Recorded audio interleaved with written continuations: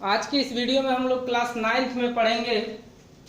9th का जो first chapter दिया आपका एनसीईआरटी बुक में, संख्या पद्धति, नंबर सिस्टम।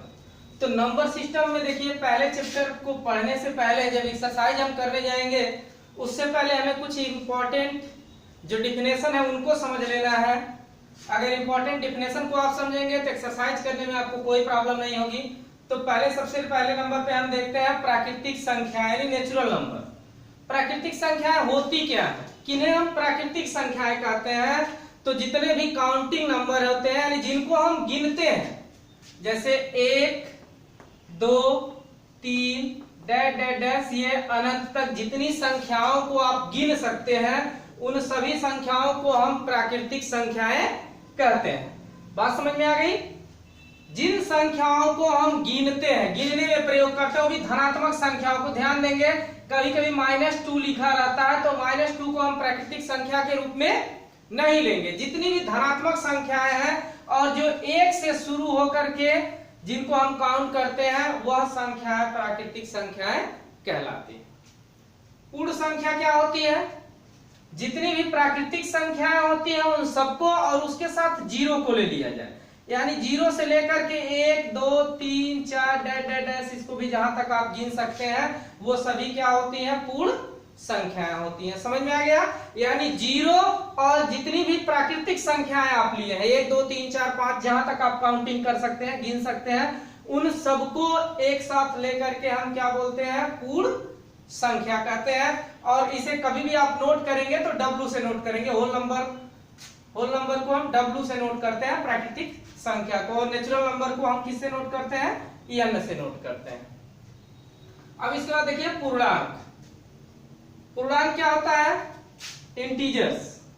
पूर्णांक में जो होता है वो 0 और उसके साथ जो भी आपकी प्राकृतिक संख्याएं हैं एक, और उसके साथ साथ नेगेटिव संख्याएं भी, जैसे -1, -2, -3 डैश डैश डैश, यहां तक जहां तक आप लिख सकते हो। यानी नेगेटिव संख्याएं 0 और पॉजिटिव संख्या, ऋणात्मक संख्या 0 और धनात्मक संख्या, वो भी जो पूर्ण संख्याएं हो, ध्यान दीजिएगा, जो पूर्ण हो, बटे में न लिखी गई हो, वो सभी पूर्ण संख्याएं जो होती हैं, इन सब में हम पूर्ण संख्या ही लेते हैं। तो वो सभी संख्याएं जो होती हैं उन्हें हम क्या कहते हैं? पूर्णांक कहते हैं। क्या कहते हैं? पूर्णांक कहते हैं। तो पूर्णांक समझ में आया? यानी ऋणात्मक, 0 और धनात्मक संख्याओं को हम क्या कहते हैं? पूर्णांक कहते हैं, इंटीजर्स बोलते हैं। इसको हम Z से नोट करते हैं। किससे नोट करते हैं?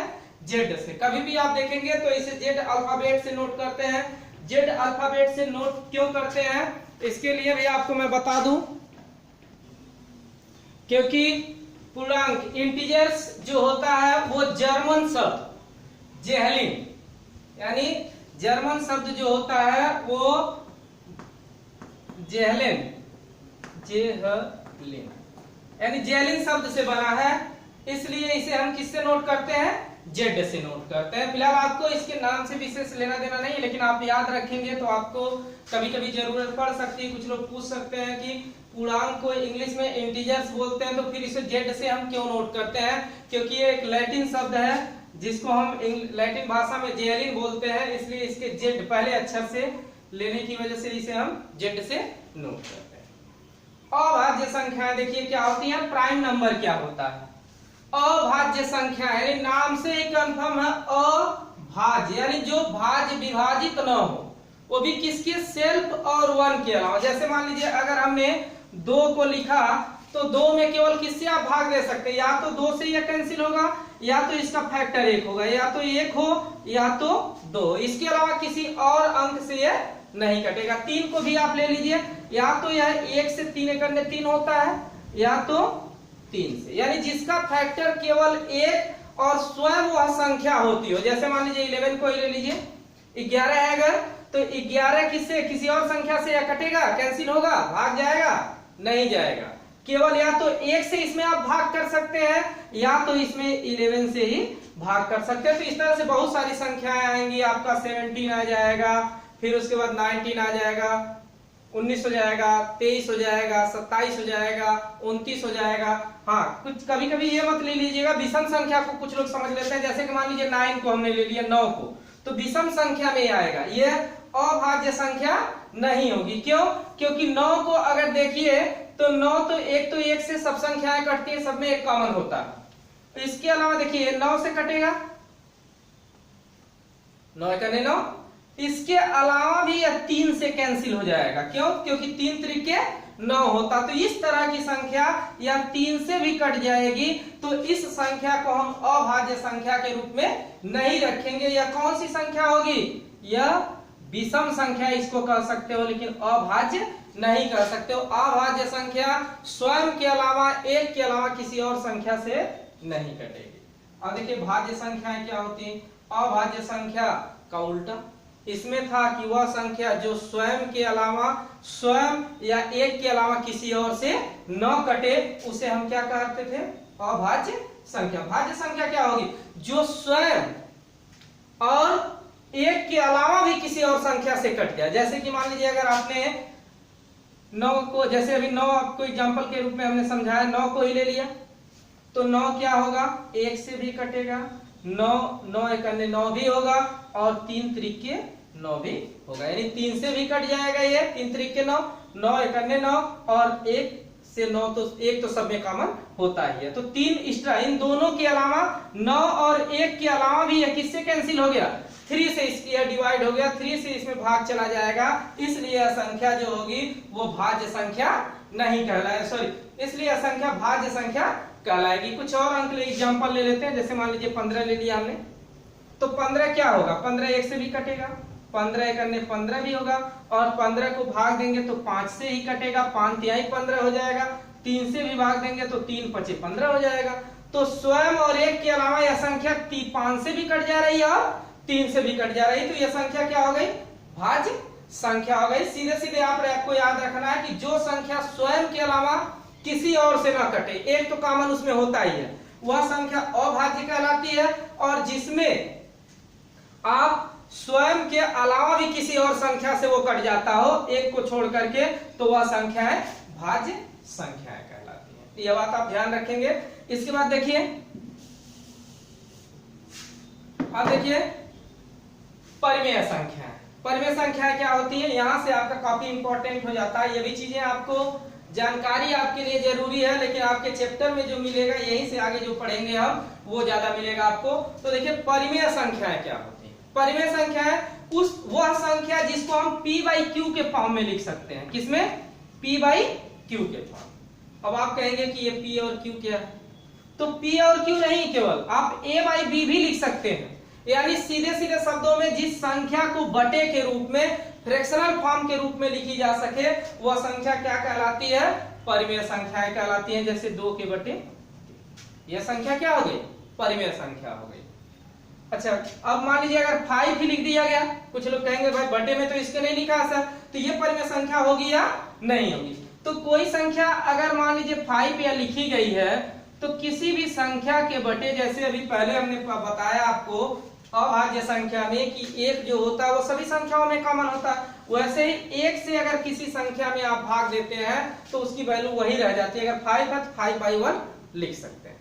लेकिन इसमें कंडीशन क्या है? कंडीशन एक चीज आपको ध्यान रखना है, p/q में q नॉट इक्वल टू 0 होना चाहिए, यानी q का जो मान होना चाहिए वो 0 नहीं होना चाहिए। जैसे कि मान लीजिए अगर यही 2 के बटे 0 लिख दिया गया, तो यह संख्या परिमेय संख्या नहीं। हाँ, अगर ऐसे लिख दिया गया, 0 ऊपर लिख दिया गया और 2 नीचे लिख दिया गया, देखिए, तो ये परिमेय संख्या हो जाएगी, क्योंकि कंडीशन क्या दिया गया? p 0 हो सकता है, लेकिन q 0 नहीं हो सकता। q को आपका कोई भी पॉजिटिव वैल्यू, उसका पॉजिटिव या नेगेटिव जो भी वैल्यू हो, उसकी वैल्यू होनी चाहिए, 0 नहीं होना चाहिए। तो यार ध्यान देंगे, कभी कभी आपको क्वेश्चन आपको मिलता है कि क्या 0 एक परिमेय संख्या है, तो आपको अभी हम बताएं कि कोई भी संख्या हो उसके बटे आप 1 लिख सकते हैं। तो इसके बटे तो आप 1 लिख ही सकते हैं। तो यह p/q के फॉर्म में हो गया ना, p की जगह पे 0 हो गया और q की जगह पे 1 हो गया। कंडीशन में हमने क्या दिया?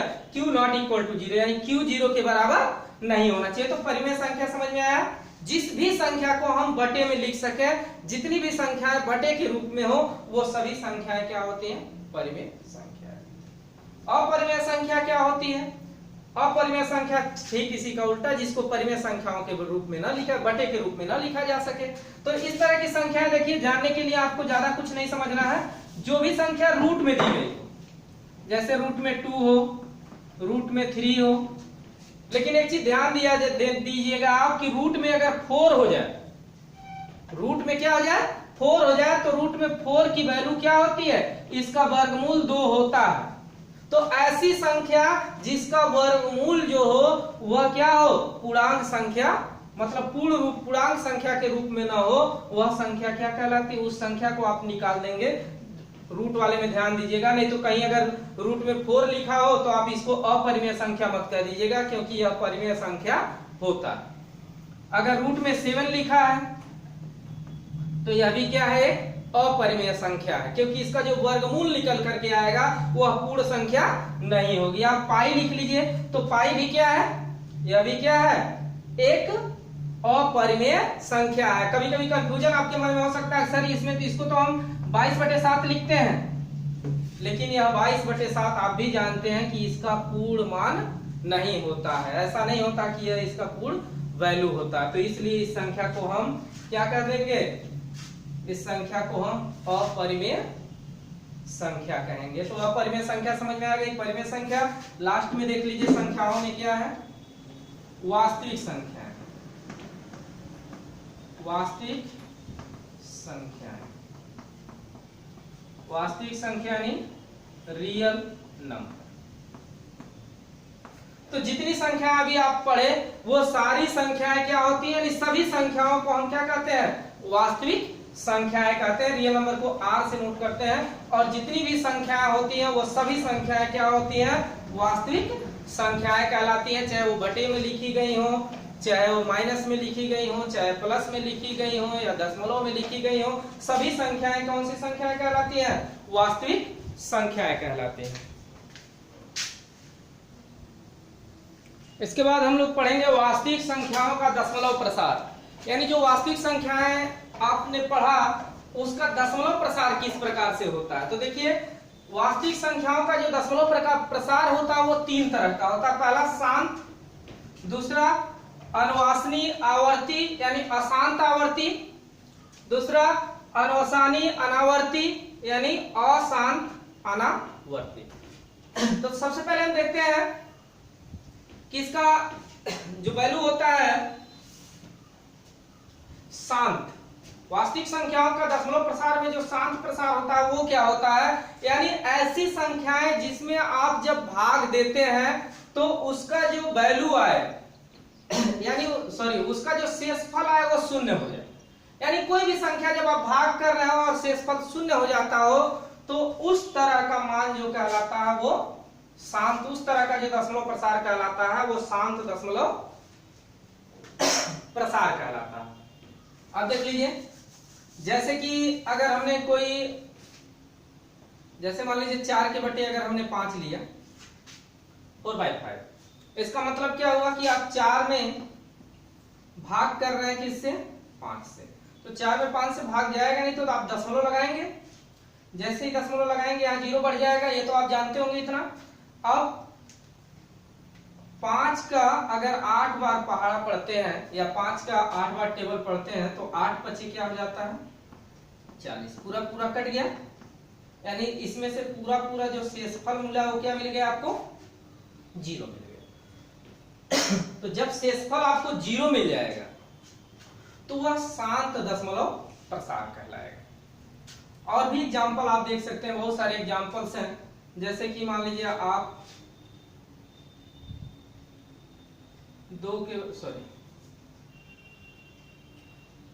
6 के बटे आप ले सकते हैं 12 भी ले लीजिए, यानी 3 बार में कैंसिल हो जाएगा। इसको 3 बार में कैंसिल कर लेंगे, 2 से काटेंगे 6 बार में, 3/6 भी ले सकते हैं। यानी सिंपल आप इस तरीके से ले लीजिए। 1 के बटे 2 भी आप ले लीजिए, क्योंकि कैंसिल करेंगे उसको तो इतना ही आएगा।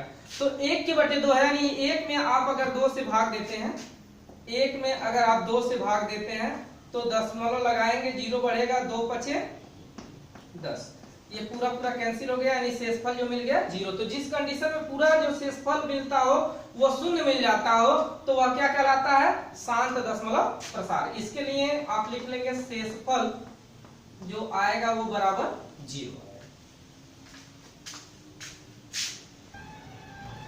नेक्स्ट देखिए, अनसानी आवर्ती यानी अशांत आवर्ती क्या होता है। अशांत आवर्ती में आपको एक चीज ध्यान देना है कि इसमें जो दशमलव जो शेषफल आएगा, शेषफल, उस शेषफल में एक ही अंक की बार बार पुनरावृत्ति होगी, यानी शेषफल उसका शून्य नहीं होगा। इन दोनों कंडीशनों में, चाहे अशांत आवर्ती हो चाहे अशांत अनावर्ती हो, इन दोनों कंडीशनों में शेषफल शून्य नहीं होना।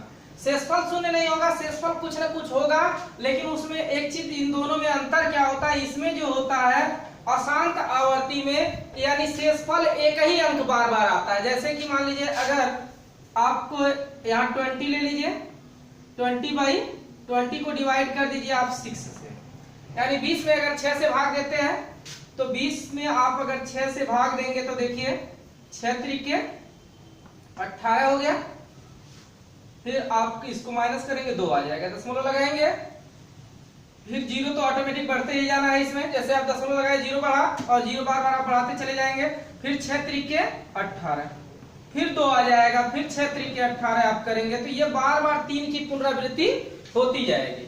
तो इस तरह का जो शेषफल देखिए एक ही अंक बार बार आ रहा है, तो इस तरह का जो आपका वैल्यू आता है वह क्या कहलाता है, अशांत आवर्ती कहलाता है। यानी दशमलव का प्रसार जो होता है अशांत आवर्ती हो जाता है। इसको लिखने के लिए इसको इस तरीके से भी लिख सकते हैं, 3.3 पे बार लिख देते हैं। बार का मतलब हो जाता है, इसको बार हम पढ़ते हैं और इसका मतलब यह हो जाता है कि इस अंक की बार बार पुनरावृत्ति हो रही।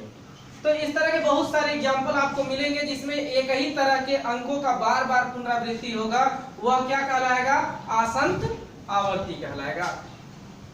और अशांत अनावर्ती क्या होता है, इसमें होता है कि एक ही अंक की बार बार पुनरावृत्ति नहीं होती। जैसे कि मान लीजिए रूट में 2 ले लिया, रूट में 3 ले लिया, अब इसको आप सॉल्व करिए। रूट में 2 का मतलब क्या है, यानी इसका वर्गमूल निकालना है हमको। अगर 2 का वर्गमूल निकालना हो तो भाग विधि से आप वर्गमूल निकालना जानते होंगे। देखिए एक करेंगे, 1 बार जाएगा, यहाँ 1 लिख देंगे आप, इसमें से घटाएंगे तो क्या हो जाएगा, 1 मिलेगा हमारा, फिर इन दोनों को हम जोड़ लेंगे, यहाँ पे क्या हो जाएगा, 2 हो जाएगा। और जब आप वर्गमूल लगा रहे होते हैं, क्योंकि रूट में संख्या इसका हमको वर्गमूल निकालना है, तो डबल अंक उतरेगा, 0 उतारेंगे डबल 0 उतरेगा। जैसे यहाँ डेसिमल आप लगाए, दशमलव लगाएंगे तो क्या हो जाएगा, डबल 0 आ जाएगा। अब क्या करेंगे, यहाँ पे ऐसा अंक लिखेंगे कि उसी अंक को नीचे भी लिखना हो। जैसे मान लीजिए 4 लिख रहे हैं तो 4 को ही नीचे भी लिखना है आपको। अब 4 चौका 16, 4 दूना 8 और 1 9, ये क्या हो गया, 96 हो गया। अब यहाँ पे कितनी बार हमने भाग इसमें किया है वर्गमूल का, 4 बार, तो यहाँ 4 लिख दिया हमने, दशमलव के बाद 4 आया। अब इसमें देखिए इसको घटा लीजिए, जैसे इसको घटाएंगे 100 में से अगर 96 को घटाएंगे तो ये कितना हो जाएगा आपका, 4 हो जाएगा। 4 आ गया, इन दोनों को जोड़ लीजिए, यहाँ 8 हो गया, और यहाँ पे इसको 8 और ये 2 28 हो गया। और इसमें आपको मैं बताया था पहले ही कि जब इस तरह के क्वेश्चन को आप लगाएंगे तो इसमें 0 जो होगा वो क्या होगा, डबल आएगा, तो 2 0 फिर आ गया। अब क्या करेंगे, इसको 2 बार अगर करते हैं तो ये 500 से ज्यादा हो जाएगा, तो इसलिए इसको हम कितनी बार करेंगे, 1 बार ही करेंगे। तो 1 बार करेंगे 281 ही होगा। तो इस तरह से 1, अभी आगे भी ये लगता चला जाएगा। तो देखिए दशमलव की पुनरावृत्ति इसमें नहीं होने वाली है, 1 4 1.141 ऐसे आता जाता है आगे की ओर, 1 4 और भी वैल्यू आएगी इसमें। तो इसको आप लगा लेंगे तो इसमें देखेंगे कि एक ही अंक की पुनरावृत्ति हो रही है, एक ही तरह के अंकों की, इसमें एक ही तरह के अंकों की पुनरावृत्ति नहीं होगी। रूट में 3 को भी लगा सकते हैं, तो ये हो जाएगा अशांत अनावर्ती।